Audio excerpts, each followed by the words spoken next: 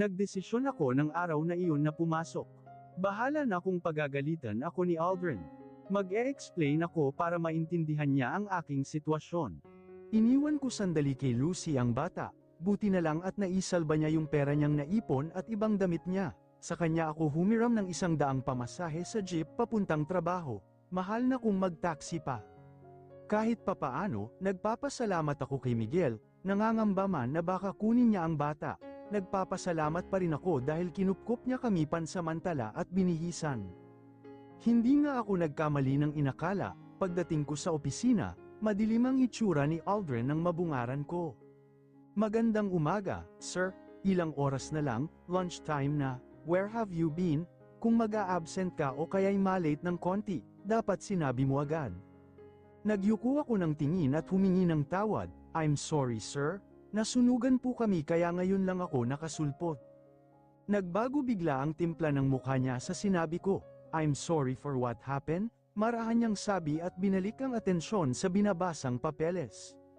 Nagtungo na rin ako sa aking pwesto at hinarap ang trabaho na dapat harapin, pero ng mga sandaling ito, parang lumilitaw ako sa kawalan, walang laman ang aking isip kundi ang lalaki, dapat ang sarili namin ng aking anak ang problemahin ko dahil saan kami nito pupulutin pag nagkataon. Take this money Leonora, nagtagpo ang tingin namin ni Aldrin nang magtaas ako ng tingin.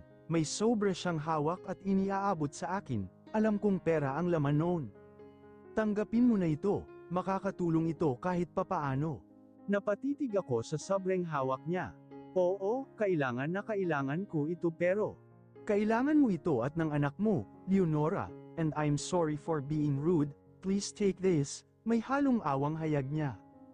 Ayaw ko itong tanggapin, pero nang maalala ko si Miggy at Miguel, mukhang kailangan kong ilayo ang bata rito hanggang maaga pa.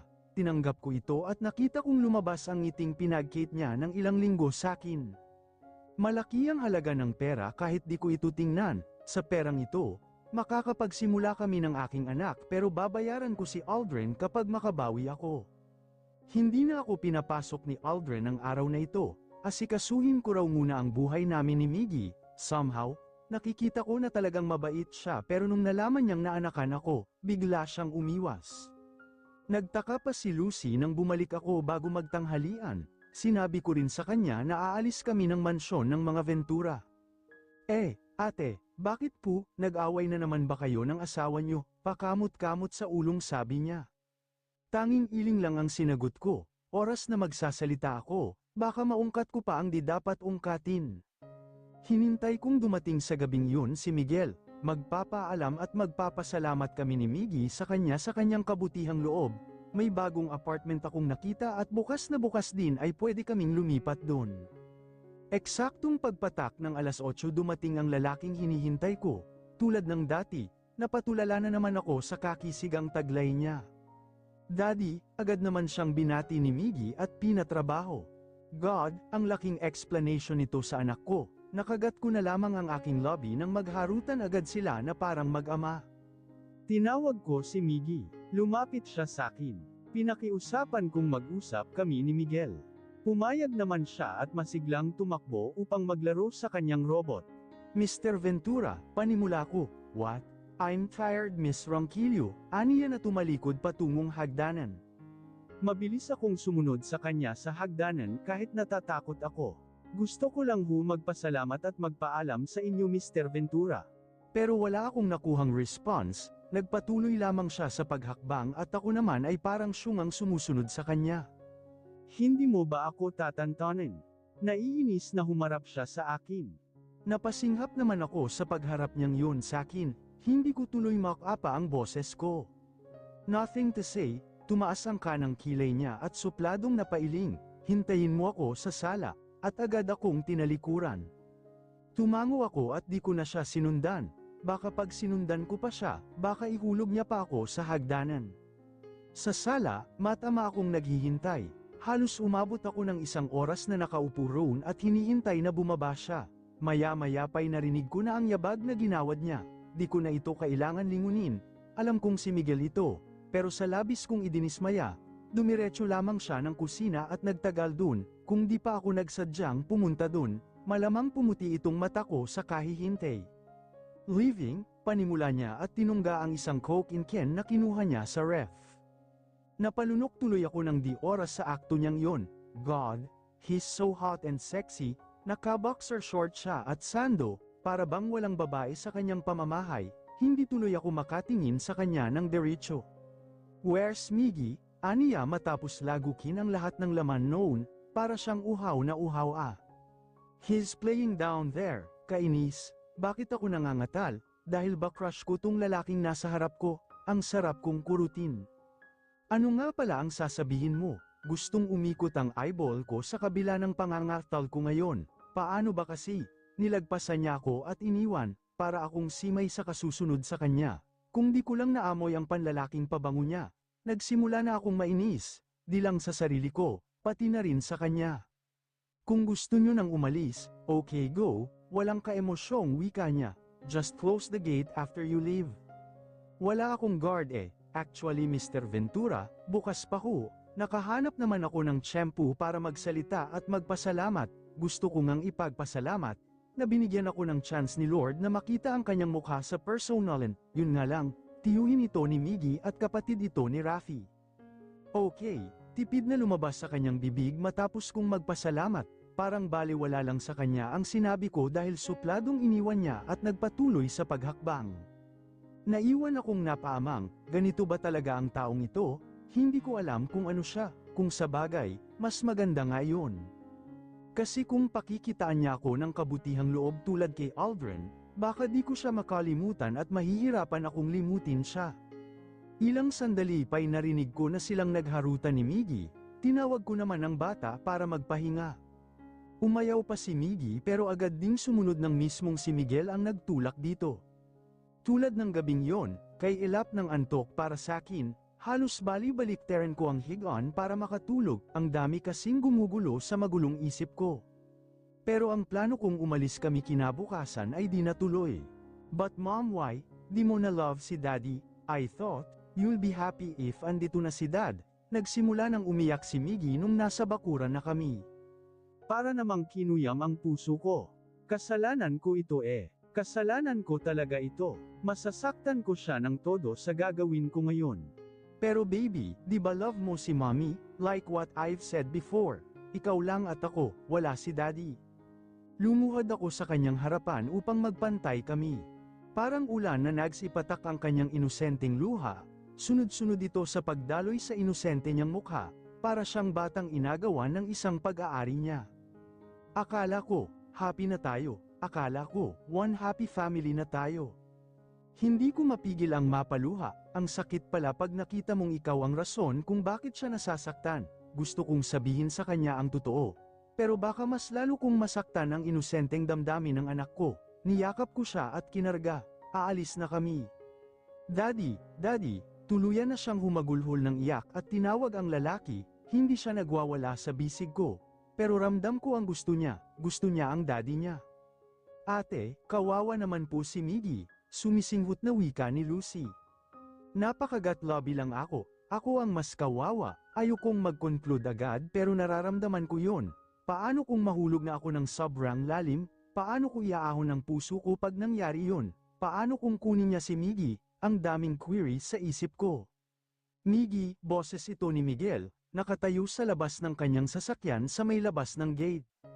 Kumawala sa akin bisig ang bata at mabilis na tumakbo sa lalaki, iyak siya ng iyak habang nakayakap sa tuhod ni Miguel. Satisfied, sarkastikong lumabas ito sa kanyang bibig, para bang pinapahiwatig niyang ang sama-sama ko. Nag-iwas ako ng tingin at dali-daling pinahiran ang luha. God, ayoko silang tingnan. Daddy please beg to her, I don't wanna go, I want to stay with you and mommy, I want to be our family. Happy, please, huwag na kayong mag-away, huwag mo nang awayin si mommy, para di na kami aalis. Gusto ko nang magsisi, dapat sana di ko kinuha ng gabing iyon ang picture ni Miguel. Narinig kong humakbang siya papalapit sa akin, ayoko silang tingnan dalawa ng bata pero ang traidor talaga nitong mata ko dahil tumingin pa rin ito, nakita ko siyang formal, tahimik at matiim ang mga titig na binigay sa akin. Napalunok ako ng laway, yung mga titig niyang parang sagad sa kaluluwa. Parang hinuhukay ang tatag at lakas ko. Kung may ayaw ako sa parte ng katawan niya, iyon ay mata. Nilagpasan niya ako, hindi ako makapaniwala, bakit kung umasta siya ay parang anak niya yung bata. Nagkukot ang kalooban ko sa mga sandaling yun, pero nagulat naman ako sa huling ginawa niya. I'm begging you, please stay, hindi lumilingon saad niya, hindi ko ramdam sa boses niya yung pagmamakaawa, para pangang nag-uutos ang kanyang tono. Aayaw sana ako, pero nung makita ko ang kawawang mukha ng munting anghel ko, kinurot ang puso ko.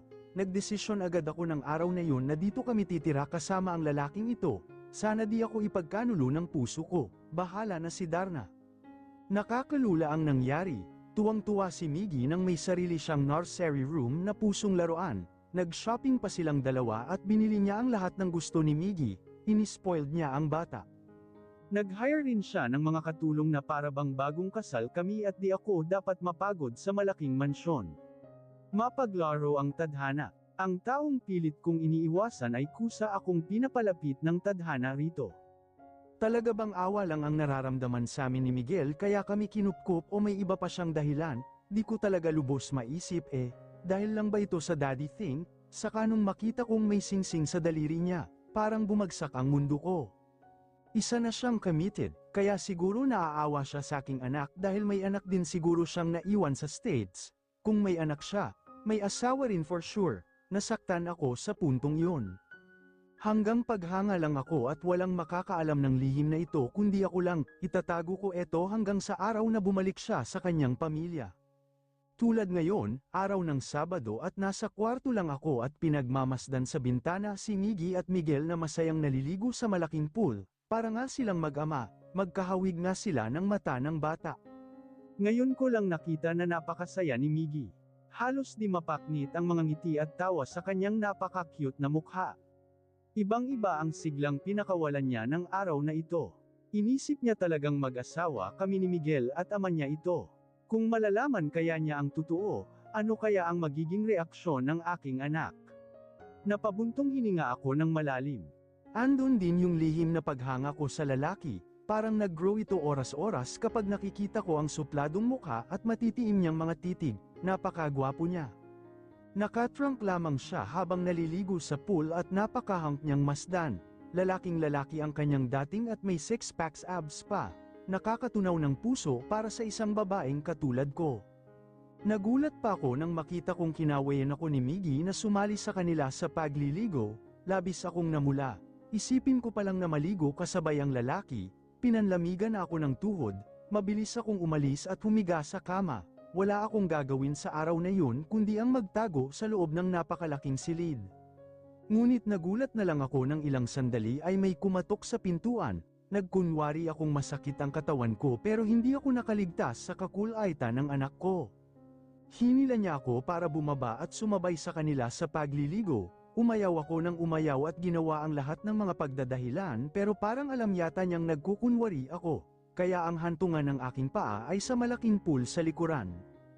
Napalunok ako, I saw Miguel staring at me again at napailing-iling, nakababad ang katawan niya sa tubig at sa aking direksyon siya nakatingin, para bang pinagsadahan niya ako ng tingin, kung sa bagay, isang maluwang na short lang ang suot ko at shirt, at ako ang bumili noon.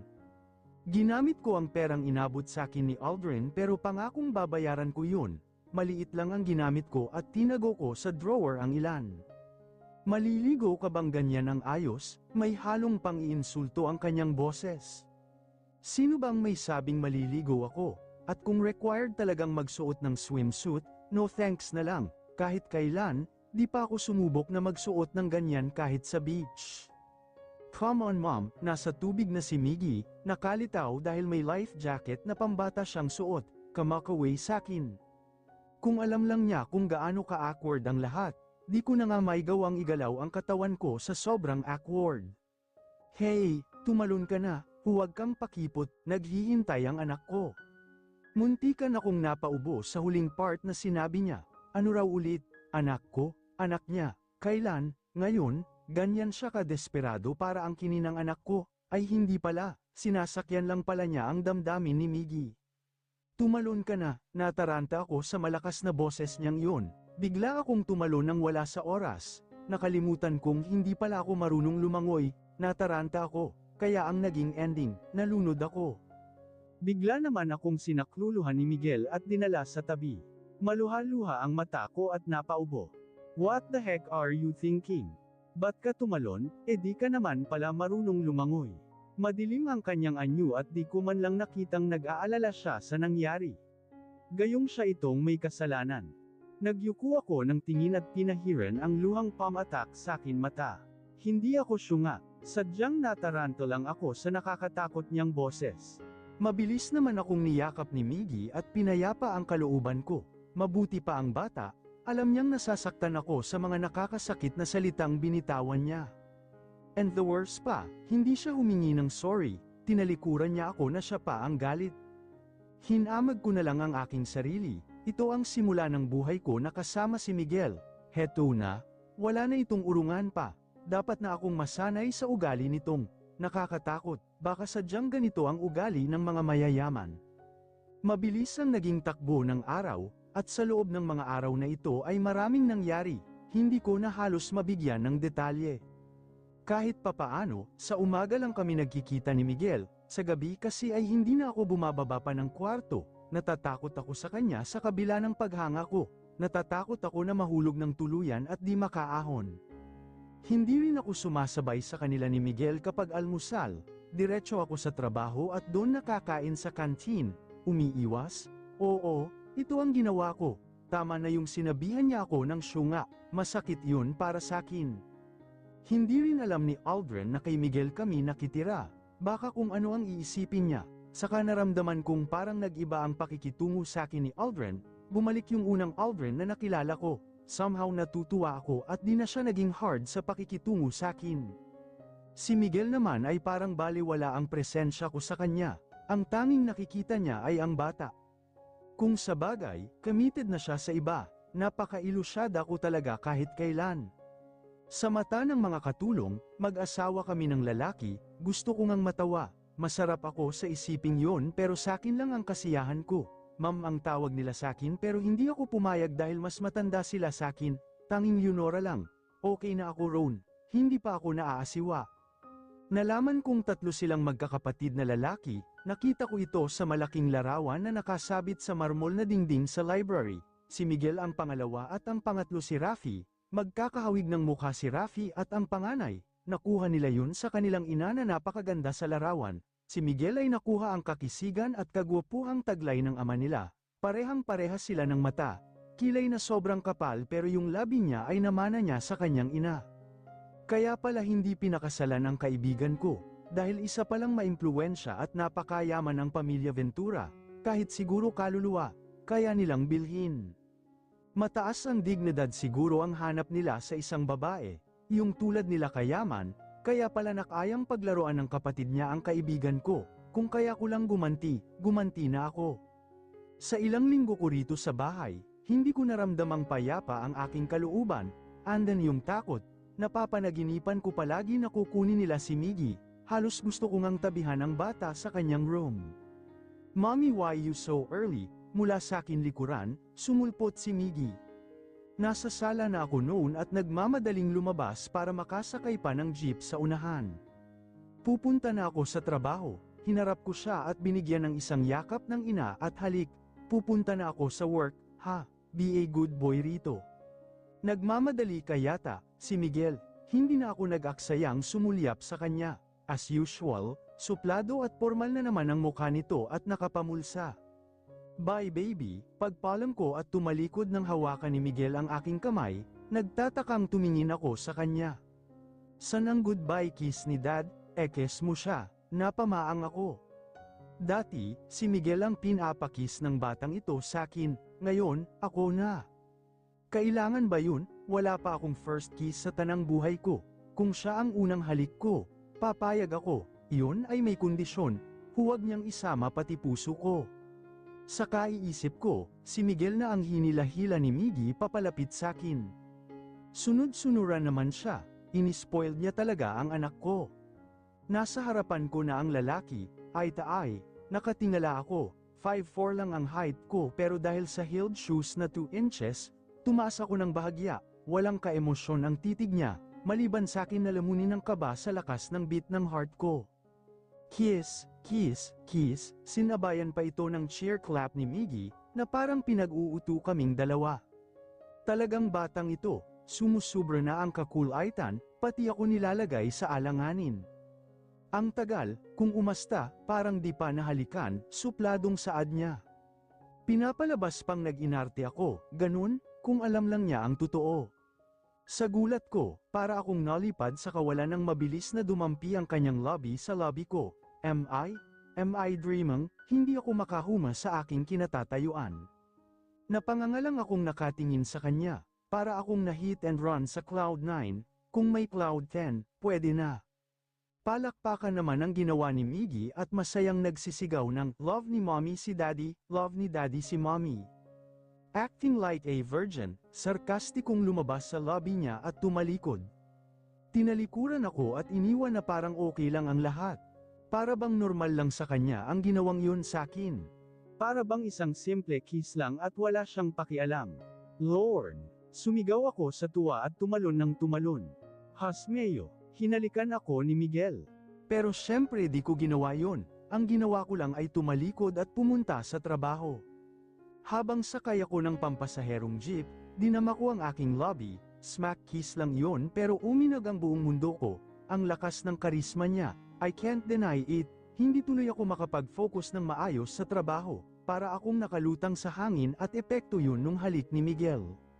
Para sa iyo Leonora, pagpasok ni Aldrin ay binigay niya sa akin ang isang bagkos ng bulaklak, nakangiti siya at kay sarap pagmasdan ng kanyang mukha pero sa pinsan niya nakasentro ang isip ko. Tipid ang ngiting tinanggap ko ito, thank you, sir. Nagkibit lang siya ng balikat at dumiretso na sa kanyang opisina. Napasunod ang tingin ko sa kanya at pakiramdam ko, may something. Kapag ko ay binaling ko ang aking mata sa natanggap kong bulaklak, binasa ko ang card na nakasabit dito.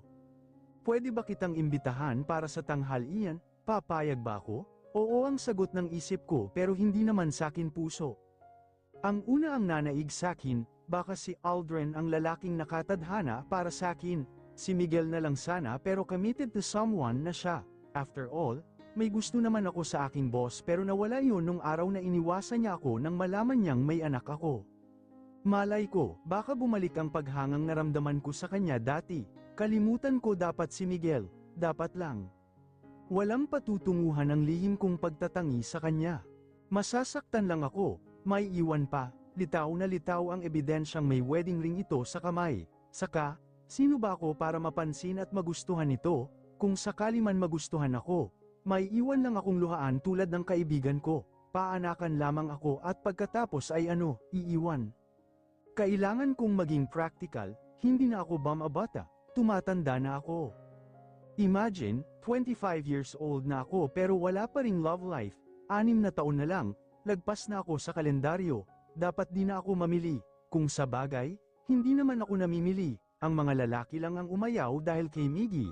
Isa kasi akong disgrasyada sa kanilang paningin, ngunit ngayon, andyan si Aldrin at kumakatok ulit sa akin, I have to give it a try, bahala na, sa paglipas ng oras, hindi ko na malayang lunchtime na, agad naman akong pinuntahan ni Aldrin at nakangiting nilahad ang kamay. Sa isang mamahaling Italian restaurant niya ako pinasok. Nakaramdam ako ng pagkaasiwa, first ko rito at may allergy kasi ako sa mamahaling pagkain, sosyal na lugar at tahimik na ambience, pero ang totoo, allergy ako dahil di kaya ng bulsa ko. Siya na ang pina-order ko ng pagkain para sa akin, hindi ako mahilig sa Italian food. Lutong Pinoy at probinsya, busog na ako ron. Habang kumakain na kami, pansin ko ang ibang titig sa akin ni Aldrin. Tahimik siya ngayon, mas lalo tuloy akong naasiwa. Leonora, sir, sandali akong huminto at tiningnan siya, may gusto yata siyang sabihin, pero biglang nanlaki ang mata ko nang mula sa entrance door ay pumasok si Miguel. Napansin naman ito ni Aldrin kaya lumingon siya para sundan ang tinitingnan ko. Eksaktong nagtama ang paningin naming dalawa ng lalaki, wala akong makitang ibang reaksyon sa kanyang mukha kundi ang pagkapormal at suplado. Oh my, girl, tingnan mo ang bagong pasok na guy, napakagwapo. Diyos ko, hindi makapaniwala, ang hot niya, napaismed ako sa dalawang babae na nasa aming likuran nakapwesto. Nagbawi siya ng tingin sa akin pumwesto sa isang mesa, mukhang pinaglihi siya ng kanyang ina sa Simon Gott, ang nakakapagpangiti lang sa kanya ay si Miggy at pagkatapos noon ay balik sa pagkasuladot formal ang kanyang aura. Kapag ko'y binalik ko sa akin kasama ang aking atensyon, ano nga po pala yung sasabihin niyo, sir? Ngumiti si Aldrin, pwede ba kitang may hatid mamayang hapon sa uwian? Natigilan ako, lagot na, kapag pumayag ako, malalaman niyang kay Miggy kami nakatira, pero ano nga bang pakialam ko kung malaman niya? It's okay Leonora, I understand, maybe next time, may panghihinayang ang tono ng boses niya. Pagpasok ko sa gate ay supladong mukha ni Miguel ang nakita kong nakatayo sa veranda at parang may hinihintay, nakapamulsa at tila inip na inip ayon na rin sa kislap ng kanyang mata. Baka may bisita siyang hinihintay, o kaya yung mga maid niya nag-day off, pero kahit alin man doon, wala na akong pakialam, gusto ko nang makita ang aking munting anghel. Nag-overtime kami ng iba kong kasamahan para sa presentation bukas kaya ginabi ako ng uwi. Magandang gabi, nagyuko ako ng tingin at diretsong pumasok nang bigla siyang nagsalita. Nakalimutan ko bang sabihin sa'yo na may curfew sa pamamahay ko, at exactly 8 sharp in the evening, andito na sa pamamahay ko ang lahat, malumanay pero ramdam ko ang diin ng kanyang pananalita. Napalunok ako, may sinabi ba siya sa akin ng ganun? As far as I recall, wala, nagsasalita lamang siya kapag si Miggy ang nangungulit na kausapin ako. I'm sorry Mr. Ventura, nag-overtime ho kami ng kasamahan ko para sa presentation bukas kaya ginabi ako, hindi tumitingin sagot ko. Narinig ko siyang umungol na tila di kumbinsado sa sagot ko. Overtime, parang may nais siyang ipahiwatig, naglakas loob akong tumingin sa kanya. Kanina ka pa hinihintay ng anak mo, saka ako tinalikuran ng walang palam. Napabuntong hinga na lamang ako at agad na tinungo ang room ni Miggy. Nakita kong mahimbing na natutulog ang aking anak, yakap-yakap nito ang malaking stuffed toys na SpongeBob SquarePants. Lumapit ako sa kinaroroonan nito at hinalikan sa noo, "Good night baby," marahang saad ko at humiga sa kanyang tabi. Ilang sandali pa at nilamon na ako ng antok at nagpasyang dito na matulog katabi ang bata.